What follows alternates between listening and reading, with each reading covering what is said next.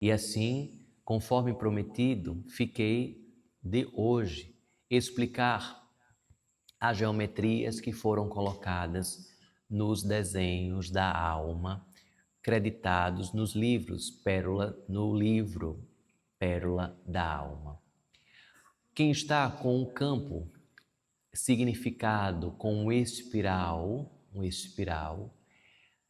observem que as manifestações de um convite a uma introspecção, a uma conexão interior, o seu eu superior pedindo espaço para agir e transmitir informações necessárias para o seu eu médio e assim, consequentemente, agir numa manifestação também com o seu eu inferior, pois não estamos mais em uma era de descartes do que está revestido no eu inferior, colocado muitas vezes como o lado sombra dos seres em experiência humana, mas sim de um acolhimento de todas as manifestações espirituais que estão associadas à caminhada encarnatória. Então, quem está em uma forma espiral? Vou falar primeiramente as geometrias, depois falo sobre as colorações. E então, é este convite para quem está no espiral. Quem está em uma forma similar à flor tropical, há raios que saem de um centro e são revestidos como se fosse uma flor tropical. Observem, caríssimos, que quem está com essa geometria está em uma manifestação de florescimento, de um despertar continuado.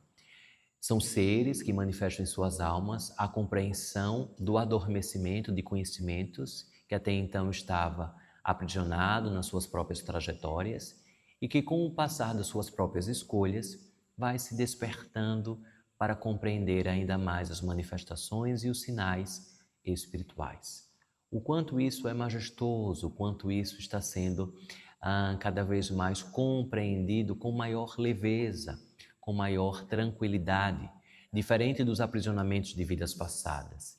Pessoas que muitas vezes tinham votos de castidade, de celibatos, de amores eternos, então agora vêm com uma fonte de manifestação das suas almas de um florescimento, de um florescimento. E assim manifestamos dessa forma, raios que saem de um centro, de um pilar, de uma haste, e assim manifesta dessa forma. Alguns seres vêm como serpentinas que são lançadas no desenho da alma. As serpentinas são lançadas para aqueles seres que estão cada vez mais sendo convidados à calibragem dos seus centros energéticos, dos chakras. E com esse despertar, vai se compreendendo um buscar ainda mais para o autoconhecimento. Quem está com o desenho da alma de serpentina está em um processo de um despertar para o autoconhecimento, para uma manifestação do quanto é extremamente importante e necessário imergir no autoconhecimento. Fazer este mergulho para dentro, pois o externo já demonstrou que não há uma manifestação de apropriação, de calmaria, que os antídotos muitas vezes não estão fora, mas sim numa compreensão consciente do que habita interiormente.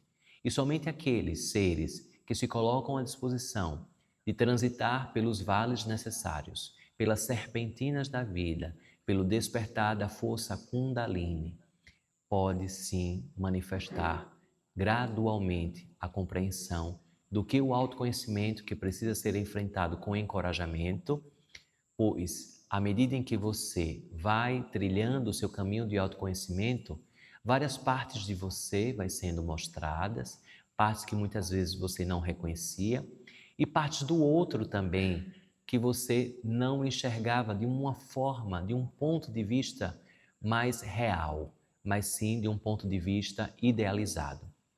Então, quem está no campo da serpentina está saindo de uma realidade ilusória e seguindo para uma realidade real.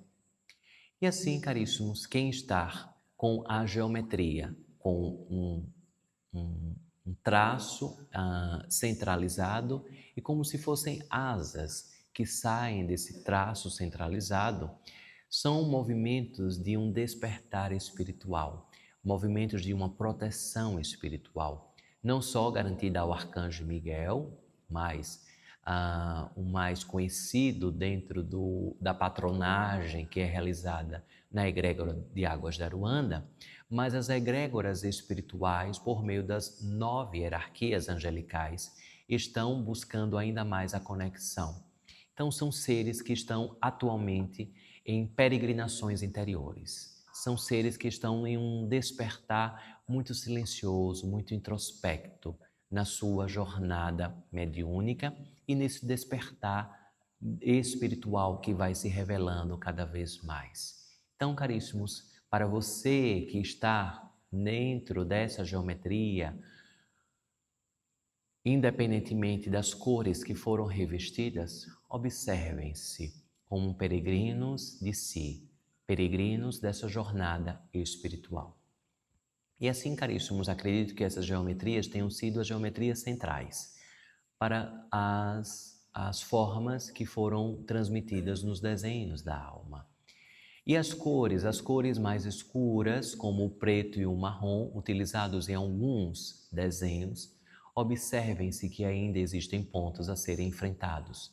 As cores preto e marrom revelam resistências ao enfrentamento de pontos particulares, pontos internos, a serem ainda mais descortinados no processo de autoconhecimento material, orgânico e um processo de autoconhecimento espiritual. Estas duas cores, assim como o lilás, traz justamente uma forma e um convite à transmutação, uma transmutação das formas de agir do passado e uma forma a ser melhorada no que está posto no agora. Então prestem atenção dentro desta sintonia. Para as cores, por exemplo, do azul, verde, amarelo, rosa, representam horizontes de chamas ascensionadas, chamas de que os mestres das mais diversas orbes e faces espirituais estão te abraçando dentro das escolhas atuais. Ou seja, a espiritualidade está te abençoando e te fortalecendo ainda mais dentro da sua fórmula de escolhas diárias, executando o aproveitamento do seu próprio tempo encarnatório. Então, prestai atenção e continuem as suas jornadas em atenção e em vigília. Aqueles seres que têm nos seus desenhos a coloração laranja, vermelho, são seres que estão vibrando ainda no chakra base e no chakra umbilical. Alguns enfrentamentos de emoções ainda precisam ser colocadas de uma forma mais carinhosa, de uma forma mais respeitosa, talvez com o auxílio de profissionais competentes, para que você possa enfrentar ainda alguns medos, algumas inseguranças, algumas crenças que ainda te aprisionam a subir para o chakra cardíaco e assim acessar ainda os seus melhores dentro das suas estruturações pessoais. Então, quem está com o seu desenho, independentemente da geometria, com essas duas colorações, laranja e vermelho, que vocês possam ter o encorajamento de admitir a imperfeição que todos os seres encarnados possuem. A coragem da vulnerabilidade, de vulnerabilizar-se para pedir ajuda, vulnerabilizar-se para reconhecer que a força da oração precisa ser colocada em uma atenção ainda maior no seu dia a dia. Prestar atenção ainda mais naquilo que você coloca como sagrado na sua vida. E assim, com esse fortalecimento, deixa-se de haver problemas e começa a existir desafios. Os problemas se tornam desafios. Coisas, situações, pessoas que te desafiam a ser melhor. Tudo aquilo que acontece e é acometido em sua vida, não pergunte o porquê de você estar vivenciando aquilo, mas o para quê. Para que estou revestido nesse aprendizado tão desafiador? O que aquele aparente problema está te desafiando? Para quê? Quais são as formas que você deve observar de uma maneira diferente? Quais são as permissividades que você recorrentemente vem deixando passar ao longo dos anos? Quais são as estruturações que você vem blindando por meio de justificativas dentro de você, dentro de uma cegueira para não enxergar aquilo que está posto em realidade? E quando você começa a enxergar aquilo que está posto em realidade, vai se descortinando alguns perfis psicológicos, psiquiátricos, de seres que estão próximos a você, que vão por meio de estratégias orgânicas agindo e reestruturando a fórmula da vida encarnatória. Então cabe a você a desconstruir a realidade ilusória criada para ter a coragem de enxergar a realidade real, aquilo que está posto e diante daquilo que você pode aprender com os desafios direcionados na sua jornada de frente, observando que tudo aquilo que você fala manifesta, tudo aquilo que você empreende como medos, incertezas, afugenta tudo aquilo que você constrói com a sua fé por meio da oração.